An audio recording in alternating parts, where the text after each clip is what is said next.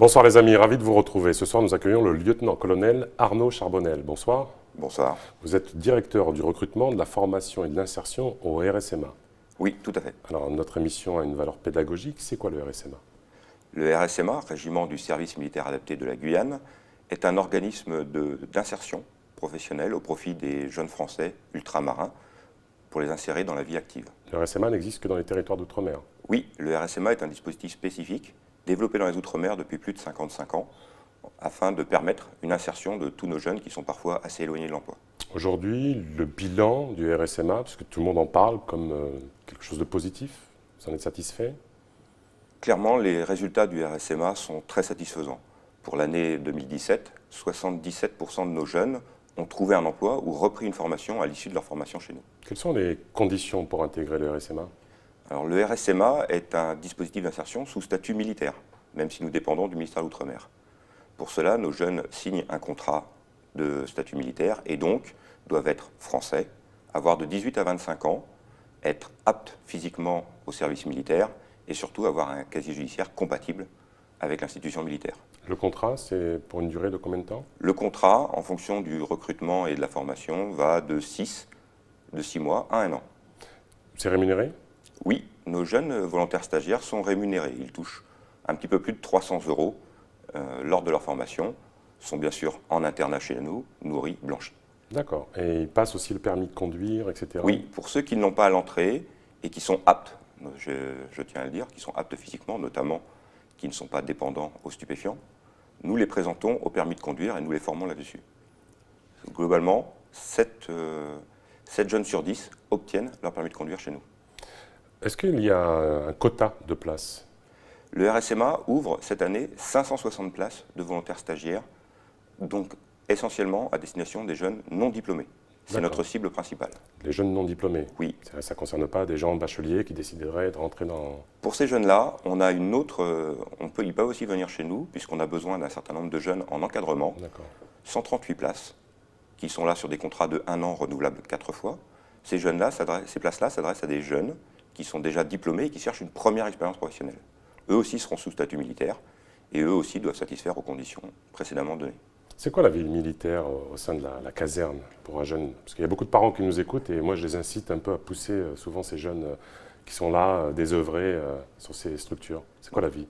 La vie en caserne, c'est une vie assez réglée, avec un logement en collectivité, du travail, on va dire, de formation en formation professionnelle au sein de sections de cours, et ensuite tous les exercices physiques. Oui, le sport fait partie de nos formations. L'acquisition de savoir-être, notamment être à l'heure, être en tenue, répondre à son chef, etc. D'accord. Tout cela fait partie de ce que l'on enseigne au RSMA.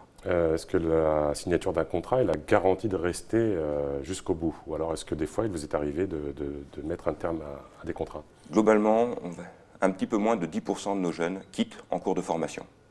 Essentiellement pour des problèmes physiques, des gens qui se révèlent finalement inaptes, des problèmes parfois judiciaires, certains cachent leur casier à l'entrée.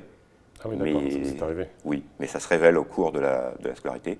Et le plus souvent, ceux qui partent, c'est pour raisons personnelles, ne supportant pas l'autorité, puisque qui dit statut militaire dit autorité, ou des raisons très personnelles, familiales, etc., des problèmes dans la famille, qui les obligent à interrompre leur scolarité. Alors la particularité du RSMA, et là où elle apporte un peu une plus-value, c'est dans l'insertion. Quel type de formation vous proposez? Le RSMA, aujourd'hui, en Guyane, couvre 20 formations. Donc nous allons des métiers du secteur primaire, avec des entretiens d'espaces verts, des horticulteurs, jusqu'au tertiaire, en passant par le secondaire. Donc le secondaire, on a des conducteurs de travaux publics, de la voirie de réseau, tous les corps de bâtiment à peu près, gros œuvres avec les maçons, puis carrelage, électricité, plomberie, agents d'entretien du bâtiment.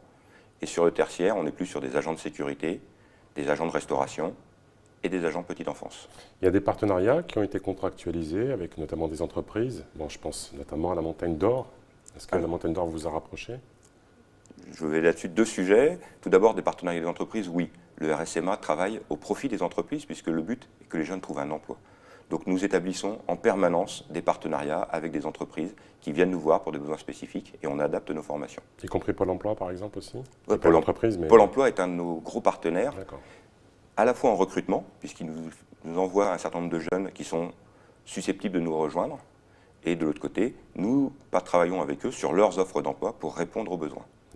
Sur le projet spécifique de la Montagne d'Or, nous ne sommes pas dans la partie du débat qui est le bien ou est-ce que ce sujet se fera. Nous avons des entretiens avec eux, car si le projet se fait, il y aura des besoins de main-d'œuvre à l'horizon de 3-4 ans. Et donc, on travaille avec eux pour voir comment adapter nos formations à cet horizon, si le projet se fait, pour pouvoir répondre à leurs besoins. Donc, par rapport à des tracteurs, mais moi, il ne s'agit pas ici de prendre position, il y a bien eu une approche. Nous sommes en discussion ouverte avec eux, pas du tout sur le sujet du bien fondé du projet. Essentiellement, c'est si le projet se fait, comment faire que les Guyanais puissent travailler dans la Montagne d'Or.